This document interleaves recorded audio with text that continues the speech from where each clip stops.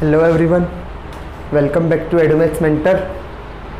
So today we will discuss about our next sums of integration, exercise 2.1 of elements mathematics. Exercise 2.1 के next sums हम discuss करेंगे. सो देखिए, second lecture में हमने आपको फॉर्मूलाज के बारे में बताया था और थर्ड लेक्चर में कुछ इंटीग्रल्स बताए थे कि अगर आपका न्यूमरेटर में और डिनोमिनेटर में डिग्री कुछ ऐसे आ रखी थी कि भाई डिनोमिनेटर की डिग्री अगर आपकी न्यूमरेटर की डिग्री से कम है तो आप पहले डिवाइड करेंगे, या फिर इन क्वेश्चंस को हिट एंड ट्रायल से करना भी बताया था.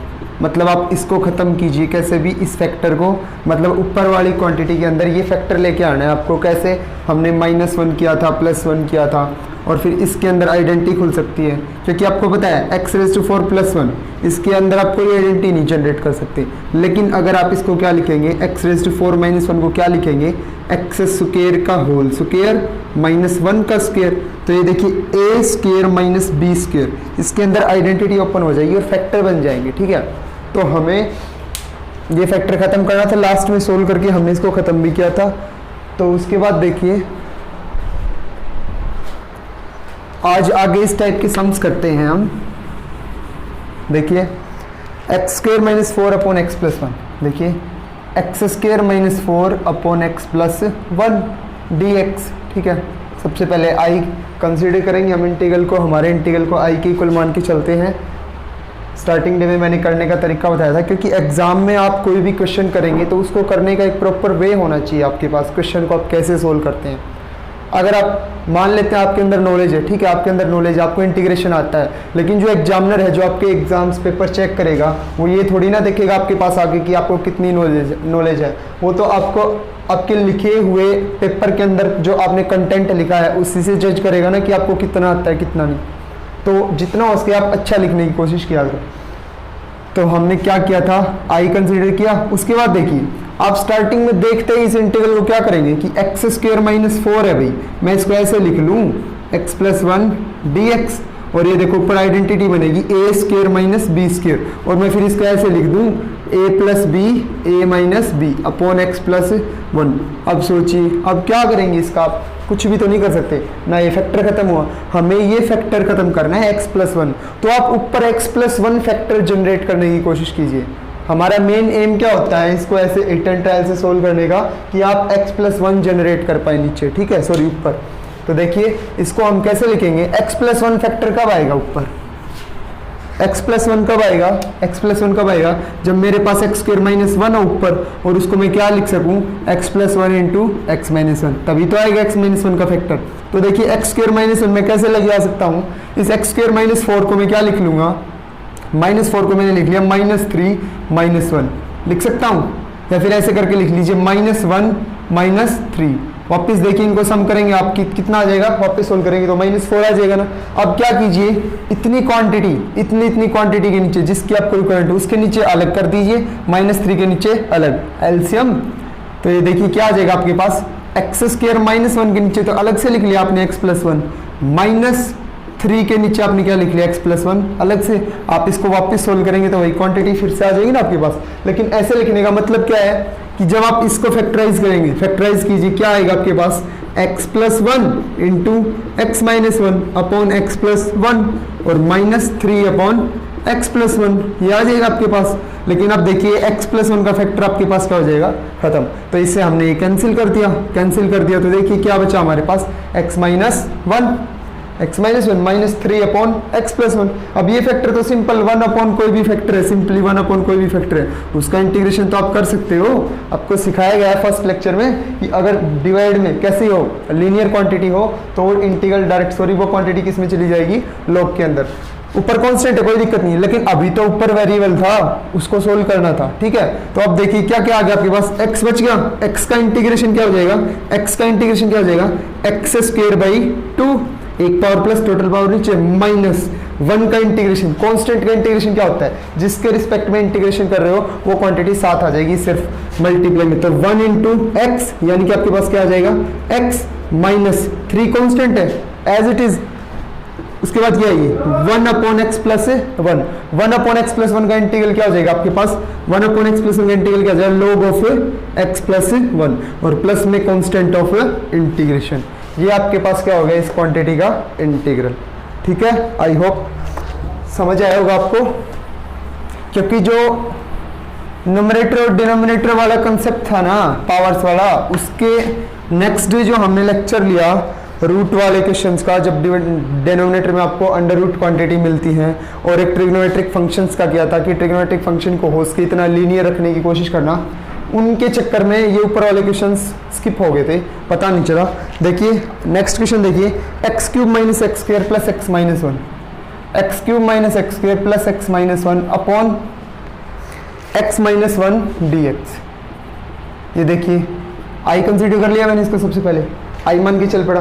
अब देखिए आपको क्या करना है, आपको इस x माइनस 1 फैक्टर को खत्म करना है। ठीक है, तो अब आप ये देखिए आप ऊपर x माइनस 1 फैक्टर कैसे जनरेट कर सकते हैं। या तो आप ये देखिए कि x माइनस 1 ये रहा, इसके नीचे तो आप इसको अलग लिख लीजिए और इस क्वांटिटी को अलग लिख लीजिए। कैसे, सबसे पहले तो आप ऊपर x माइनस 1 फैक्टर जनरेट करने की कोशिश कीजिए। कैसे आएगा देखो, इन दोनों में से अगर मैं क्या ले लूँ, एक्स स्क्वायर कॉमन ले लूँ, एक्स स्क्वायर कॉमन ले लूँ तो क्या बनेगा यहाँ पे x माइनस 1 बनेगा, प्लस में क्या आएगा यहाँ पे x माइनस 1 अपॉन में क्या चल रहा है x minus 1 into D x.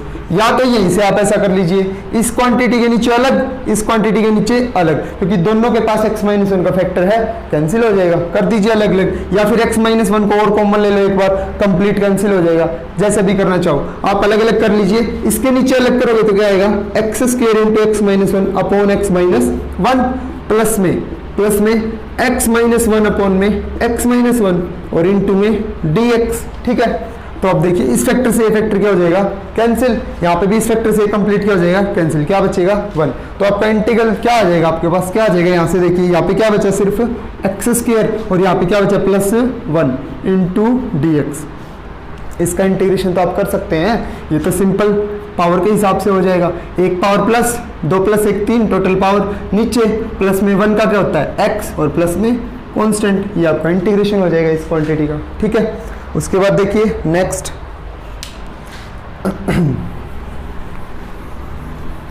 अगर आप किसी क्वेश्चन को ऐसे हिट एंड ट्रायल से सोल्व नहीं कर पाते तो आप ये देखा करो कि नीचे पावर छोटी है वेरिएबल की, पॉलिनोमियल की डिग्री छोटी है और ऊपर बड़ी है, तो मैं डिवाइड करवा दूं। डिवाइड करवाने के बाद भी आपको उसका मतलब एकदम अच्छा वे मिल जाएगा, क्योंकि मैंने आपको बताया था कि अगर आप ऐसे यहाँ पे इस पॉलिनोमियल से इस पॉलिनोमियल को डिवाइड करवाते हो, समथिंग क्या आता है यहाँ पे रिमाइंडर आएगा। ठीक है, और यहाँ पे क्या आएगा क्वोशिएंट। तो आपको उस क्वांटिटी को कैसे लिखना है, इस क्वांटिटी को कैसे लिखना है, इंटीग्रैंड वाली को दिस डिवाइड बाई आपका डिवाइजर और प्लस में आपका क्वोशिएंट।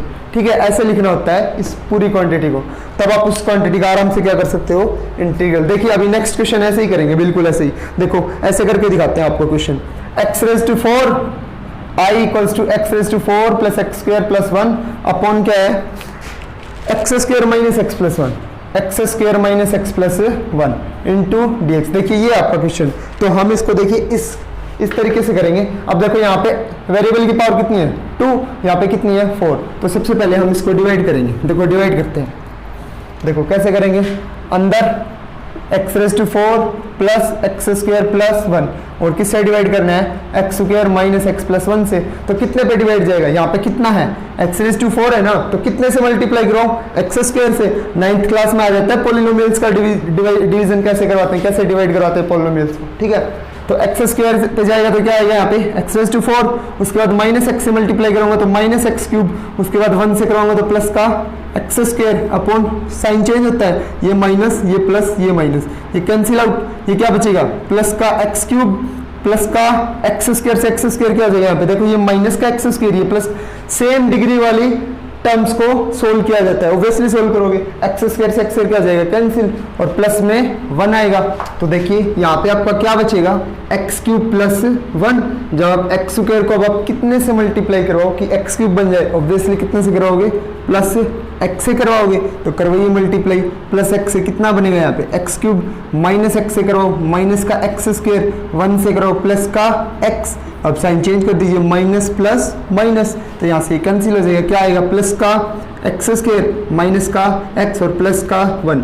ये क्वांटिटी और ये क्वांटिटी सेम है ना। या फिर आप हमेशा पहले टर्म्स को देखते हैं हाईएस्ट डिग्री वाली को, तो उसको देख लीजिए, एक्स स्क्वायर को कितने से मल्टीप्लाई करूँ, एक्स स्क्वायर आ जाएगा यानी कि प्लस 1 से, तो करवा दीजिए मल्टीप्लाई, एक्स स्क्वायर माइनस का एक्स प्लस का 1 और साइन क्या होते हैं change, minus plus minus, cancel cancel cancel, remainder कितना आ गया 0, ठीक है, सॉरी 0 आ गया आपका रिमाइंडर। तो अब देखिए, अब आप इन क्वांटिटी को कैसे लिखेंगे, मतलब आपको इस कंप्लीट क्वांटिटी को लिखना है, तो आप इसको कैसे लिखेंगे, या फिर मैं इसको रिमाइंडर थ्योरम से करके बताऊं, आपने इसको डिवाइड करवाया इस फैक्टर से और ये कंप्लीट डिवाइड चला गया, मतलब ये दोनों इसके क्या हैं फैक्टर्स, यानी कि आप x raise to 4 plus X square plus 1 को कैसे लिख सकते हैं, इन दोनों की मल्टीप्लीकेशन में, x square plus x plus 1 into में x square minus x plus 1, ये दोनों इसके फैक्टर्स आ गए ना, आपने इसको इससे डिवाइड करवाया और आपका रिमाइंडर कितना आ गया 0, मतलब ये दोनों इसके क्या है फैक्टर्स। तो आप इस क्वांटिटी को कैसे लिख सकते हैं, दिस इनटू दिस, यानी कि आप इस क्वांटिटी को यहाँ पे नेक्स्ट स्टेप में ऐसे लिख सकते हैं। तो लिखिए, अगर आपका रिमाइंडर बचता है, इन केस रिमाइंडर कुछ ना कुछ बचता है, तब फिर हम हमारी वो वाली फॉर्म लगाएंगे जो अभी तक मैं डिस्कस कर रहा था कि this remainder divide by this quantity plus में ये क्वांटिटी, ठीक है। या फिर अभी करोगे तब भी वही चीज आएगी, यहाँ पे आप 0 मान के चलोगे ना, तो 0 डिवाइड बाई दिस कुछ नहीं होता 0 और प्लस में ये क्वांटिटी अब भी यही आएगी। देखो ऐसे भी करेंगे और ऐसे भी करेंगे, देखो। तो अब इस क्वांटिटी को आपको फैक्टराइज करना है, तो ये दोनों इसके फैक्टर्स हैं, तो हम इन दोनों फैक्टर्स को लिखेंगे। देखिए क्या आएगा, इस क्वांटिटी को इन दोनों फैक्टर्स में लिख दिया मैंने, x square plus x plus 1 into में x square minus x plus 1, divide में कौन चल रहा है, x square minus x plus 1, तो इस फैक्टर से क्या हो जाएगा कैंसिल, ठीक है। बचेगा कौन, ये वाला, तो इसका अब क्या कर देंगे आराम से इंटीग्रेशन, क्योंकि ये तो एक पोलिनोमियल बच गई, एक्स स्क्वायर का इंटीग्रेशन क्या हो जाएगा, एक्स क्यूब बाई 3 क्या हो जाएगा, x cube by 3 plus x का क्या हो जाएगा, एक्स स्क्वायर बाई 2, 1 का क्या हो जाएगा एक्स प्लस में कॉन्स्टेंट, ये आपका क्या आ गया इंटीग्रेशन। या फिर अगर आप ऐसे करना चाहते तो देखिए 0 रिमाइंडर है आपका, 0 डिवाइड बाई दिस क्वांटिटी, तो 0 divide by x square minus x plus 1 और प्लस में ये quotient x square plus x plus में 1, और इस क्वांटिटी का क्या करते हैं हम हमेशा इंटीग्रेशन। तो 0 डिवाइड बाई दिस, ये क्वांटिटी तो आपके पास है ही 0 बन गई, ठीक है। बच गया कौन, यही, यहाँ पे भी तो यही बचा था। तो आप कैसे भी कर सकते हैं, ऐसे भी कर सकते हैं और ऐसे भी कि ये कंप्लीट डिवाइड चली जाए तो ये इसके फैक्टर्स हो जाएंगे, इनकी वैल्यू पुट कर दो, एक फैक्टर जो नीचे होगा वो क्या होगा कैंसिल, ठीक है। उसके बाद देखो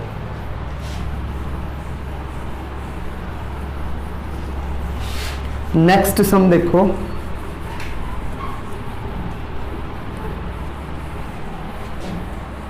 -2 x cube plus 1 into x minus 2 dx, और डिवाइड में क्या है x square minus x minus 2, ये स्क्वायर डिग्री में है और ये क्यूब से मल्टीप्लाई करोगे कंप्लीट एक पोलिनोमियल बनेगी 4 डिग्री की। आप उसको ऐसे भी कर सकते हो कि इसको मल्टीप्लाई करवा के जो भी क्वांटिटी आए उसको डिवाइड करवा लेना इससे, फिर उसको हमारे ऐसे फॉर्म में लिख लेना कि remainder divide by this divisor और प्लस में क्वोशंट इस कंप्लीट क्वांटिटी को, फिर उसका इंटीग्रेशन कर देना। या फिर आप इसको कैसे कर लो, नीचे वाले के फैक्टर बना लो, क्या बनेंगे, ठीक है। इसको फैक्टराइज करके देख लो कैसे हुआ है फैक्टराइज, कैसे हुआ है फैक्टराइज, मल्टीप्लाई कितना नीचे -2, तो ये फैक्टराइज ऐसे हो जाएगा, आई थिंक x प्लस 1 और x माइनस 2, इसके फैक्टर यही आएंगे ना, हाँ यही आएंगे। देखो तो इसकी जगह नेक्स्ट स्टेप में आप क्या लिख लीजिए, एक्स क्यूब प्लस 1 आपके पास ये आया और इनटू में क्या चल रहा है आपका x माइनस 2 और अपॉन में क्या आ गया x प्लस 1 इंटू में x माइनस 2 dx। उसके बाद x माइनस 2 से x माइनस 2 क्या हो जाएगा आपका कैंसिल आउट, ये फैक्टर तो गया नीचे से, बच गया कौन x प्लस 1, इसको भी खत्म करना है। अब या तो आप ऐसे कर लीजिए, वही इसकी डिग्री कितनी है 1, इसकी 3, तो आप इसको डिवाइड करवा लीजिए। या फिर अगर आप इसका फॉर्मूला जानते हो एक्स क्यूब प्लस 1 का, यानी कि a cube plus b cube का क्या होता है a plus b into a square plus b square minus a b, ये फॉर्मूला होता है किसका a cube plus b cube का, यानी एक एक्स क्यूब प्लस 1 क्यूब का।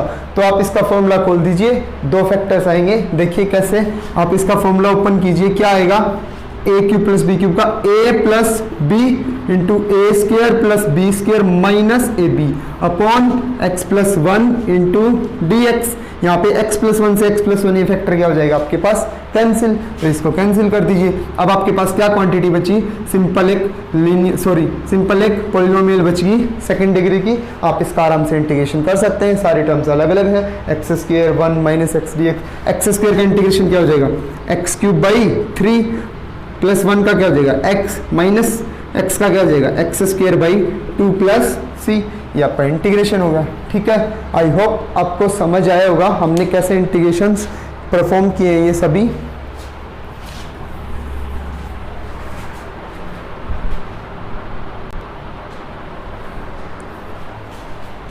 देखिए हमारा नेक्स्ट सम क्या है, x plus 1 upon root 2 X minus 1 D x.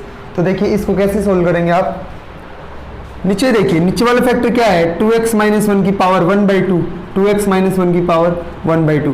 ये फैक्टर आप ऊपर कैसे जनरेट कर सकते हैं, आपको ये फैक्टर बनाना पड़ेगा ऊपर इसको खत्म करने के लिए नीचे से। ठीक है, तो देखिए क्या करेंगे, यहाँ पे x के साथ कौन है 2 है ना मल्टीप्लाई में, तो आप ऊपर भी 2 लेके आइए। कैसे, 2 से मल्टीप्लाई कर लीजिए, 2 से डिवाइड, सिंपल। हमेशा याद रखना जब भी आप इंटीग्रल का क्वेश्चन कर रहे हो ना इंटीग्रेशन का, तो मल्टीप्लाई और डिवाइड तब भी करवाओ जब हमेशा एक कांस्टेंट एक स्केलर क्वांटिटी से करवाना, ऊपर नीचे वेरिएबल से करवा। मोस्टली टाइम्स बोल रहा हूँ मैं, मोस्टली टाइम्स हमेशा स्केलर से ही मल्टीप्लाई और स्केलर से ही डिवाइड होगा। अगर वेरिएबल से मतलब अपने क्वेश्चन को सही बनाने के लिए आप वेरिएबल से मल्टीप्लाई डिवाइड करवाओगे तो आप फंस सकते हो, मतलब ज्यादा उलझ जाओगे। ठीक है, तो कोशिश करना आप हमेशा किससे मल्टीप्लाई और डिवाइड करो, एक कांस्टेंट क्वांटिटी से। कांस्टेंट क्वांटिटी से करवाने पे आप फंसोगे नहीं, वापस वहीं पे आ जाओगे, कोई दिक्कत नहीं है, लेकिन उलझोगे नहीं ज़्यादा। तो 2 से मल्टीप्लाई करवाया मैंने, तो 2 से मल्टीप्लाई करूँगा तो ये 2x बनेगा और ये प्लस का 2 बनेगा। ठीक है, और इनटू में 1/2 मैंने बाहर रख लिया, 2 से डिवाइड करवाया और 2 से मल्टीप्लाई मैंने अंदर इंसर्ट कर दी। अपॉन में कौन है 2x माइनस 1। अब इस 2x के माइनस में 1 होना चाहिए, तो इस 2 को इस टाइप से आप ब्रेक कीजिए कि एक क्वांटिटी माइनस 1 आ जाइए। तो मैं 2 को क्या लिख सकता हूँ -1 + 3, तो 3 - 1 2 आ जाएगा। कुछ भी नहीं किया हमने, तो सिर्फ थोड़ा सा चेंज किया है। ठीक है, 2 को लिखा है -1 + 3। अब इस क्वांटिटी के नीचे इसको अलग लिख लीजिए और 3 के नीचे अलग लिख लीजिए। तो 1/2 तो कंप्लीट के बाहर है, तो इसके नीचे अलग लिख लीजिए 2x - 1 बटे रूट 2x - 1 प्लस 3 के नीचे अलग लिख लीजिए 2x - 1 की पावर 1/2 dx। ठीक है, अब देखिए ये 2x - 1 की पावर कितनी है, यहाँ पे हाफ, और यहाँ पे 2x - 1 की पावर कितनी है 1, कैंसिल होगा ये फैक्टर, ऊपर कितनी बच जाएगी हाफ। ठीक है, ऐसे ही 2x - 1 की पावर ये कितनी है 1/2, ऊपर जाएगी तो कितनी आएगी -1/2। तो इसको लिख लीजिए 3 × 2x - 1 की पावर -1/2। तो आपका इंटीग्रल देखिए बिल्कुल सिंपल आ गया, आपका सिर्फ पावर्स आ गई और अंदर कैसी है लीनियर क्वांटिटी, पावर के हिसाब से आराम से इंटीग्रेशन हो जाएगा। तो कर दीजिए इंटीग्रेशन, देखिए क्या आएगा, एक पावर प्लस टोटल पावर नीचे, तो 2x - 1 की एक power plus 1/2 plus 1 3/2 total power नीचे 3/2। ठीक है, आगे पावर नीचे। उसके बाद आगे बढ़ने से पहले एक रूल और बताया था, अंदर लीनियर क्वांटिटी में ये और देख लेना जाते जाते x का कोई कोफिशिएंट है या नहीं। अगर वो कोफिशिएंट है तो उसको डिवाइड में लेके आओ। ठीक है, तो 2x का कोफिशिएंट कितना है 2, तो ये मल्टीप्लाई में डिवाइड में आ जाएगा। ठीक है, तो कितना आ गया 3/2 तो इसका था पावर वाला, और इनटू में 2 और आ जाएगा किसका कोफिशिएंट का। ठीक है, प्लस में 3 कांस्टेंट है, 2x - 1 की पावर -1/2, एक पावर प्लस कीजिए कितना आएगा प्लस का 1/2, तो 2x - 1 की पावर 1/2 और टोटल पावर नीचे 1/2, और कोफिशिएंट 2x का कितना 2 कहाँ पे आएगा मल्टीप्लाई में। ठीक है, और प्लस में कांस्टेंट, इसको सोल्व कर लो, 2 से 2 क्या हो जाएगा कैंसिल, यहाँ पे 2 से 2 कैंसिल, डिवाइड में कौन बचेगा 3, कंप्लीट के बाहर कितना चल रहा है 1/2 को अंदर इंसर्ट कर दो, ये 2 इसके साथ मल्टीप्लाई में आएगा तो 6, ये 3/2, ये आपका क्या आ गया कंप्लीट इंटीग्रेशन, सोल्व हो गया। ठीक है, तो देखिए हमने इस टाइप के क्वेश्चंस कर लिए। नेक्स्ट करते हैं हम नेक्स्ट करते हैं हम ऐसे फॉर्मूलों पे जब आपके साइन और कोस के टर्म्स मल्टीप्लाई में हो। मैंने आपको बोला था अगर कभी भी ऐसा मिलता है आपको साइन स्क्वायर एक्स डीएक्स, तो आपको इसको लीनियर फॉर्म में लेके आना पड़ेगा, यानी कि अकेला साइन फंक्शन कोस फंक्शन, क्योंकि ये भी क्या है, साइन फंक्शन की 2 टाइम्स मल्टीप्लाई ही है ना, ऐसा ही है ना इक्वेशन, ऐसा ही है। आप सिर्फ इसका इंटीग्रेशन कर सकते हो, आपको इसका फॉर्मूला पता है लीनियर क्वांटिटी का, आपको इसका नहीं पता, तो आपको इस क्वांटिटी को रिड्यूस करना पड़ेगा लीनियर में, और आपने किया भी था, ठीक है। तो आज देखिए ऐसी क्वांटिटीज आएंगी जब साइन कोस फंक्शन मल्टीप्लाई में मिलेंगे, ठीक है। तो अगर वो मल्टीप्लाई में मिलते हैं देन उनको कैसे सोल्व करना है, आज हम ये देखेंगे। तो देखिए कैसे करेंगे। हमने फॉर्मूले पढ़े थे 11th क्लास में, लास्ट क्लास के फॉर्मूलाज हैं ट्रिग्नोमेट्री के। तो देखिए ट्रिग्नोमेट्री के अंदर क्या फॉर्मूले होते हैं हमारे, 2 sin a sin b, 2 sin a sin b, 2 sin a, starting से लिखता हूँ मैं सीरियल में, 2 sin a cos b, 2 cos a sin b, 2 cos a cos b और 2 sin a sin b। ये 4 फॉर्मूले पढ़े थे आपने जब इन टर्म्स की मल्टीप्लाई होती है कोस साइन वाली टर्म्स की, देन आप उनको कैसे सोल्व करेंगे। तो देखिए 2 sin a cos b कैसे बोलता है, sine of a plus b दोनों के थीटा का सम प्लस साइन ऑफ दोनों के थीटा का डिफरेंस, ठीक है। जब साइन कोस मल्टीप्लाई में मिले और साथ में 2 हो, 2 sin a cos b का क्या फॉर्मूला होता है, sine of a plus b plus sine of a minus b। उसके बाद 2 cos a sin b, अगर रिवर्स हो जाए तो क्या आएगा, जस्ट आपका जो बीच वाला साइन है ना ये चेंज हो जाएगा, बस बाकी सब कुछ सेम रहेगा, a plus b minus sine of a minus b, ठीक है। cos a cos b दोनों टर्म जब cos की हो तो cos a plus b plus cos of a minus b, simple, ठीक है। मैं बस आपको लर्न करवा रहा हूँ कि आपने ये फॉर्मूले याद किए थे, ठीक है, +1 क्लास के अंदर। तो मतलब जब आप इंटीग्रल सीखते हो तो उससे पहले आपको ट्रिग्नोमेट्री आनी चाहिए, बिकॉज इसके अंदर आप फॉर्मूले यूज होंगे। क्यों होंगे वो आपको मैं बताऊंगा। देखिए तो 2 sin a sin b क्या होता है, cos of a minus b minus cos of a plus b।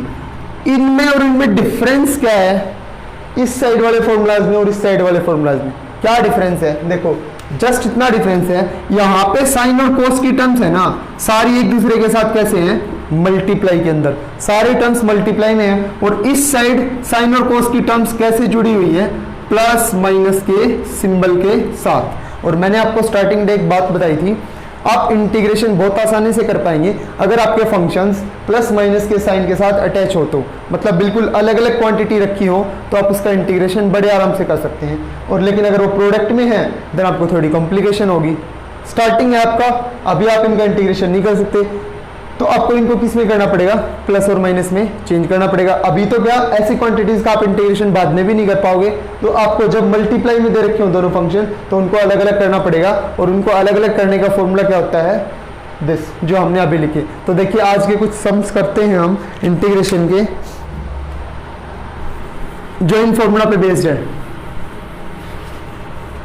देखिए फर्स्ट क्या है, sin 2x cos 3x, sin 2x cos 3x dx, ठीक है।